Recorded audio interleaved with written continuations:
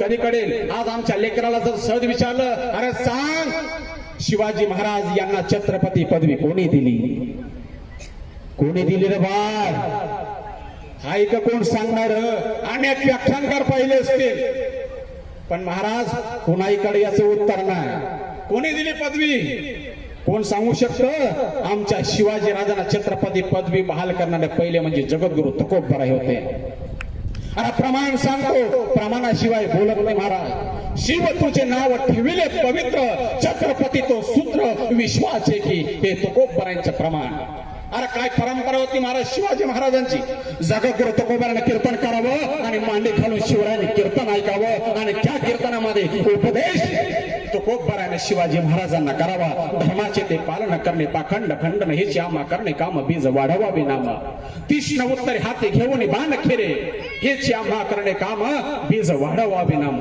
पण आज आम्हाला धर्म का कळत नाही त्याचे मागचं कारण तुकोबराय सांगतात. धर्म तोनाकडे काय झाकीले डोळे कैसे कडो येते वर्मे जीव भ्रमेले कामी.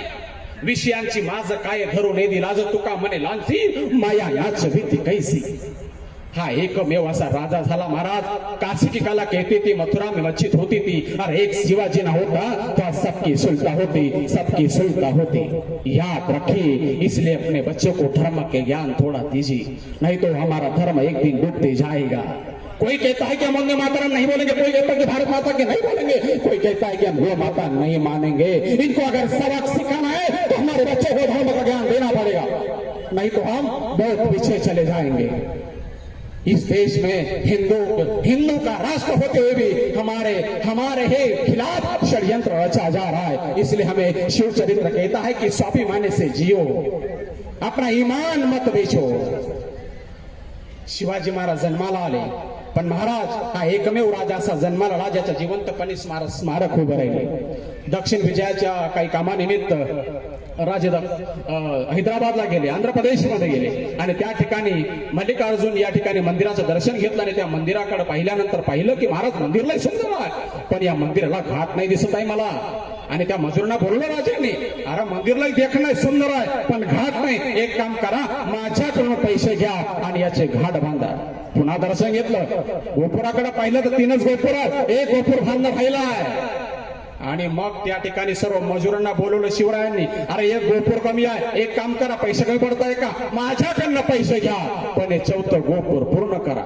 आणि त्या महाराज मजुरांनी ते 4थं गोपूर पूर्ण केलं. पण आता त्या गोपुरामध्ये कोणाची मूर्ती बसवावी, शंका अशंका प्रश्नांचं वातावरण तयार झालं. तेवढ्यात एका मजुरांना सांगितलं, एक काम करा ना, असा राजा होणे नाही महाराज, अहो महाराष्ट्राचा राजा, आंध्र प्रदेशचा काही वारी होतोय, आताचा आमदार खासदार राहिला असं म्हटलं असतं जेव्हा मतदारसंघ कुठला माझ्या यादीत येऊ राहिला म्हणून मी काम करायचं.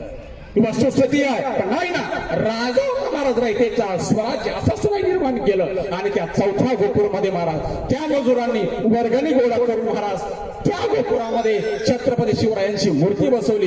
जिवंतपणे महाराजांचे पहिलं स्मारक महाराज लक्षात ठेवा. पुन्हा कर्नाटकमध्ये गेल्यानंतर महाराज प्रभू देसाई यांची पत्नी होती सावित्रीबाई देसाई, या ठिकाणी राज्य करत होते. आदिलशाहीमध्ये सरदार होते प्रभू देसाई. सकोजी भोसले सोबत होते आणि सकोजी सांगितलं की जा हे राज्य बडकाट करा. पण महाराज प्रभू देसाईंची बाई लई चिकट होती, लढत राहिली आणि सकोजीला महाराज परास्त केलं. पण महाराज सकोजी स्वाभिमानाला ठेच पोहोचली, अजून सैन्य गोळा केलं आणि सावित्रीबाई देसाईला हरवलं आणि राजाच्या दरबारात कैद करून टाकलं. पण त्या सावित्रीबाई देसाईनं सोबत आपलं तो 3 महिन्याचं लेकरू सोबत घेतलं आणि सांगितलं राजांना, मी तुमची दोषी आहे, जी सजा द्यायची ती मला द्या, पण या माझ्या 3 महिन्याच्या बालकाचा काही दोष नाही इथं. आणि त्या बालकाला उचललं, शिवरायांच्या मांडीवरती बसवलं. शिवराय गदगद असले, म्हणाले, सावित्रीबाई देसाई हा मुलगा तुमचा माझ्या मांडीवर बसलाय, त्या अर्थी तुम्ही माझ्या बहीण झालात आणि ह्यो माझा भासा. अरे मग कोणता भाऊ बहिणीचं राज्य भडकवतोय? एक काम करा सकोजी, यांचं राज्य तर यांना परत करा, पण सोडी बांगडीसाठी अजून नवं राज्य जोडून द्या आणि माझ्या भाच्या करता महाराज दूध भाताची व्यवस्था करा. सावित्रीबाई देसाईंनी विचार केला, अरे काय राजा, मला हरवलंय, शिक्षा देणं सोडतो बाजूला, पुन्हा चोरी बांगडीसाठी राज्य जोडून देतोय, माझं राज्य मला परत करतोय, ऐसला राजा होणे नाही. आणि त्याच सावित्रीबाई देसाई महाराज बेडगाव मध्ये एक मूर्ती तयार केली. त्या मूर्ती शिल्पामध्ये शिवाजी राजे बसले, मांडीवरती बाळ आहे आणि दूध पाजतायत. जिवंतपणी शिवरायांचं हे दुसरं स्मारक महाराज लक्षात ठेवा. अनेक प्रसंग शिवरायांच्या महाराज काळात आले. वयाच्या 16 वर्षी महाराज तोरणा किल्ला जिंकला शिवरायांना. पण हे बालकडू शिवरायांना लहानपणीच भेटले होते. शिवराय लहान होते. शहाजीराजाने आशीर्वाद दिला होता. प्रतिपचंद्र लेख्यवर विष्णू विश्ववंदिता शहा सुन शिवशैषा मुद्रा भद्राय राज होते. आणि सांगितलं राजे, जसं या सूर्याचं तेज वाढत वाढत वाढत जातो आणि सर्वकडे प्रखल्लित प्रकाश करतं, अगदी त्याचप्रमाणे जीवनामध्ये तुमचे स्वराज्य तीड तीड वाढत जाईल.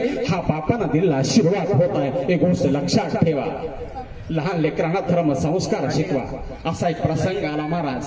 आणि जिजाऊ साहेबांना सांगितलं, शिवभा अरे कोंडाना घ्यायचा आहे, तो जो हिरवा दिसतोय ना महाराज झेंडा, ही आम्हाला नकोय. तिथं भगवा फडकला पाहिजे, तिथं भगवा फडकला पाहिजे. भगवा आमचा झेंडा, भगवे आमचे रक्त, भगवा आमचा झेंडा, भगवे आमचे रक्त.